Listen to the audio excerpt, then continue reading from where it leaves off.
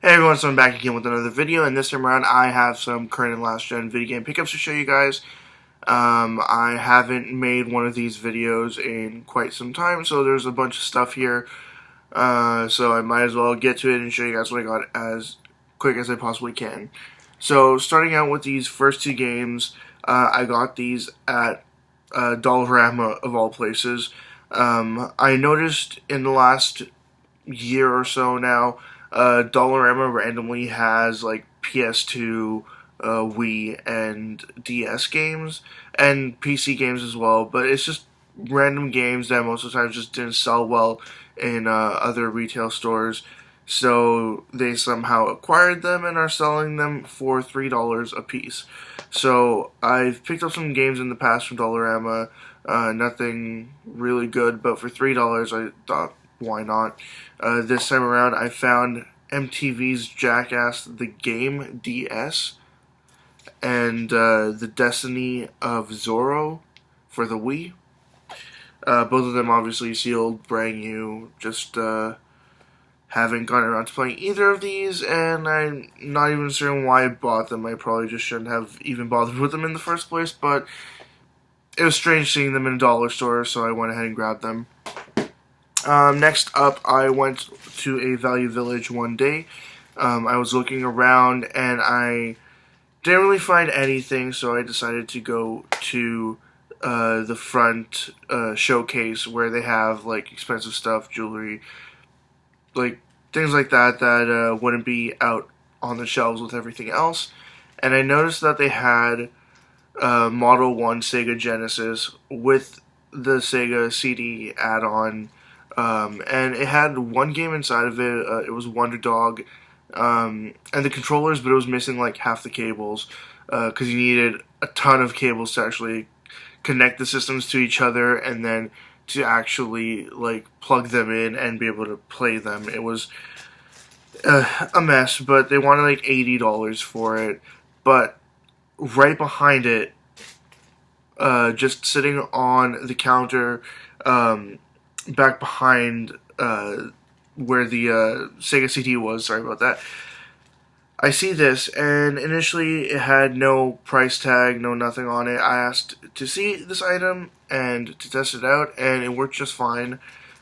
So I asked them if they could price it, and after about 15 minutes of waiting, the manager comes back with this, tells me what the price is, and I'm like, perfect, I'll grab it.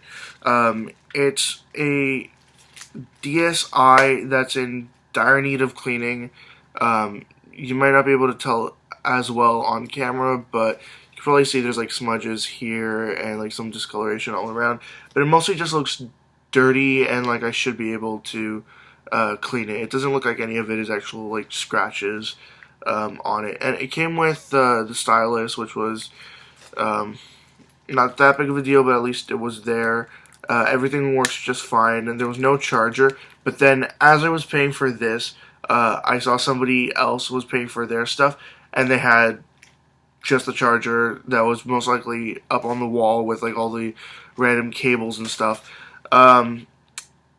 So yeah, he ended up grabbing the charger, but it's fine. I have like a million chargers that will work on this. And the upside to this as well is that it had a whole bunch of like downloaded games on it, and like actual like downloaded from the Nintendo eShop, like those kinds of games, not like downloaded through some other method or whatever. So it was pretty cool. There was also a bunch of personal pictures on there, and I just deleted them immediately.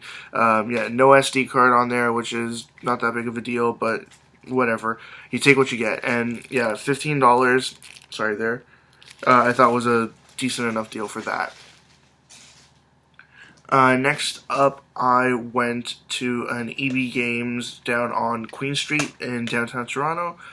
It's one of the last few EB Games where they still have PSP games.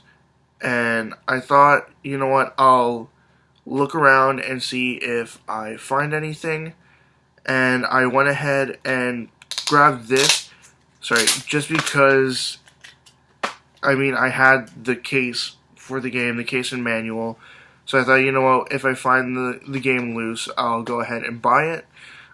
It's Fat Princess on the PSP, and there's the case and manual for it. I'm actually just going to take it out now. And I honestly don't know if this is what it originally looked like, or if this is a replacement case on the game here. Because these games, PSP games, are just little mini discs with like a hard plastic shell on the outside. But these can pop right off and you can replace them. I just don't know if this is what it originally looked like, or if it was like any other PSP game where this part is just clear and the outer rim is all white. But whatever, at least I finally got Fat Princess, and I can go ahead and play that game eventually, that is. Now, next up, at the Value Village I usually go to, but on a separate date, I was looking on the shelf where like the DVDs are, and usually they have tons of PS3 games, not as many 360, more so PS3 games, and I saw this here, and honestly, for this price, I have no idea why I even grabbed this, but oh well, I must have been thinking something at the moment, and I just ended up grabbing this. It's the Tomb Raider trilogy. I was going to say trilogy. Oh, that's a shame. The Tomb Raider trilogy featuring Lara Croft, Tomb Raider Legend, Tomb Raider Anniversary, and Tomb Raider Underworld. And I haven't played any of these games, even though I'm certain I own two, maybe all three of them separately. But yeah, that was $7.99, and I really don't know if I had a discount or some other reason for going ahead and buying this. For whatever reason, these last few months at this Value Village, they've been pricing PS3 games pretty high. The cheapest I've seen lately has been like $5.99, $6.99. And I just think it's crazy, especially when I see like sports games from 2007 and they have $9.99 on them. That's just obscene.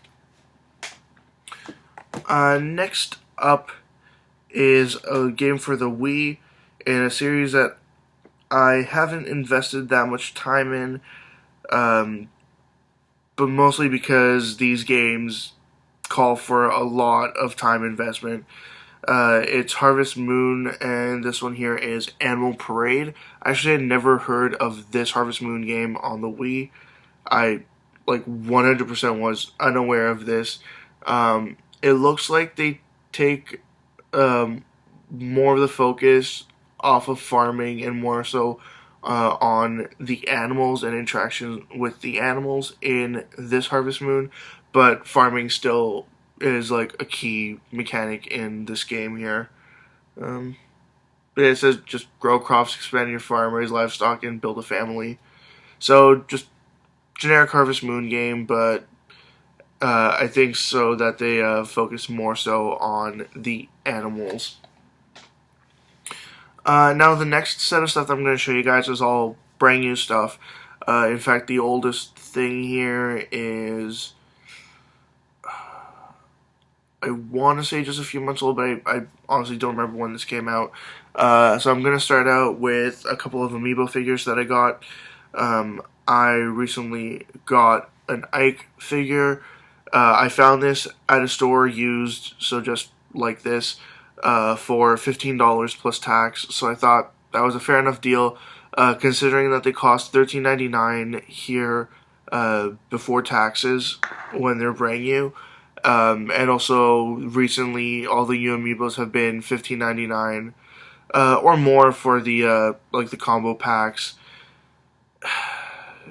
Just amiibos are their own sort of form of, how do I want to put this? Amiibos make people crazy, and they make people say and do crazy things. So you should just assume that every single amiibo story is going to be more or less the same.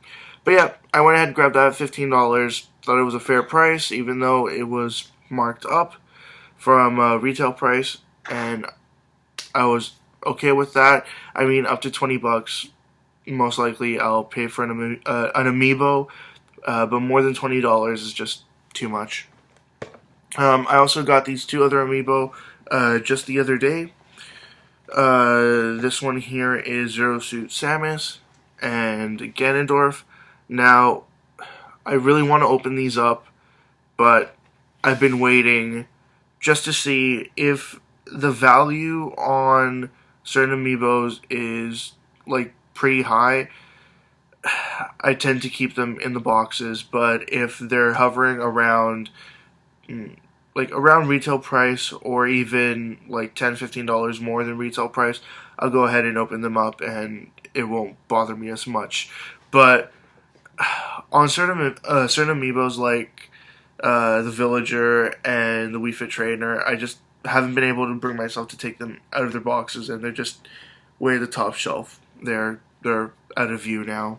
But yeah, I was able to find these, and surprisingly, the store that I went to is in a very central location for Toronto. It's on Bloor Street by Bathurst and Bloor, and they had like 4 or 5 of each of these. They had another 5 or 6 Olimars, but I didn't end up grabbing an Olimar. I might grab one eventually, but I didn't this time around. And the only one they were out of was the 30th anniversary Mario, because the other ones are store exclusives. But yeah, the 30th anniversary Mario was the only one that they were sold out of. But I called other stores across the city, and they were sold out of everything except for Olimar. So I feel like I should be able to find Olimar no problem. So when I saw that the store still had a bunch of these two, I went ahead and grabbed them. Now the last two items I want to show you guys here are both Wii U games. One is kind of new, and the other one is brand new, at least from today. Today is September the 14th. Yeah, so this game just came out a few days ago. But I'm going to start out with this other game first. It's Kirby and the Rainbow Curse. I have not played all that much of this Kirby game yet. I think I played like the first 2 or 3 worlds only. What can I say? Canvas Curse was fine on the DS. It's kind of weird playing pretty much the same game, but on a console. It just feels kind of out of place, but it's still a fun game. I like Kirby games, even ones that sort of break from the Kirby formula are still kind of fun. But I just haven't had that much time to put into it lately. Plus, I'm still trying to finish Return to Dreamland on the Wii. I'm still trying to finish that game, even after all this time that I've put into playing it. And like the last game that I got, if you have been paying attention to what games have been coming out recently, is Super Mario Maker for the Wii U. I actually have played this for about an hour at this point. I've made a couple of worlds. I've uploaded a couple of them. In my opinion, this game can only get better as they introduce more and more options for customizing your own levels. The only sort of downside is that some of the levels I've been playing from other creators, they seem to have just one single mechanic that's extremely cheap, but once you figure out what that one single mechanic is, the level is like nearly impossible to lose. It becomes extremely easy. I feel as though that once more things are like added into the game, because they've been adding things in sort of installments over the last few days. They added more stuff on Sunday, and they added more stuff on Monday, which is going to be today. Well, sometime today they're going to add more stuff. but I just don't.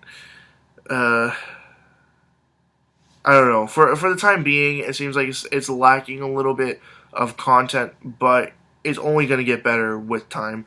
Once you have like the complete set of options to customize your levels, it's going to be an extremely fun game to play. Sorry, I'm kind of tired right now, and I should probably just waited on making this video. One last thing I wanted to say about this game is that I like that you can pretty much tap any amiibo you have to the gamepad, and it'll give you a power-up costume, so it looks like you're playing as that character in the game.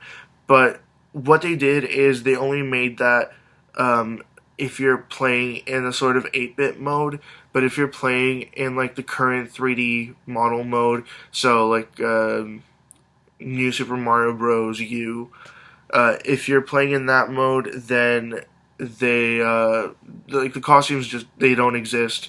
Instead, you get like the propeller hat, and you only get the power-ups in the 8-bit mode, so like the classic NES, Super Mario Bros., just Super Mario Bros. 1. You get the actual power-up costumes, and they function as the regular mushroom. Basically, Mario just, like, if he gets hit once, he downgrades to Mini Mario. And as I've been talking way too long about this, I got a whole bunch of games here and a couple more amiibos to add to the collection, one more handheld to add as well.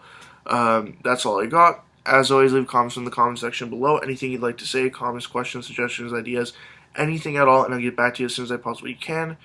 Check out my Facebook, Twitter, and website. They're all linked in the description below, and that's it. See ya.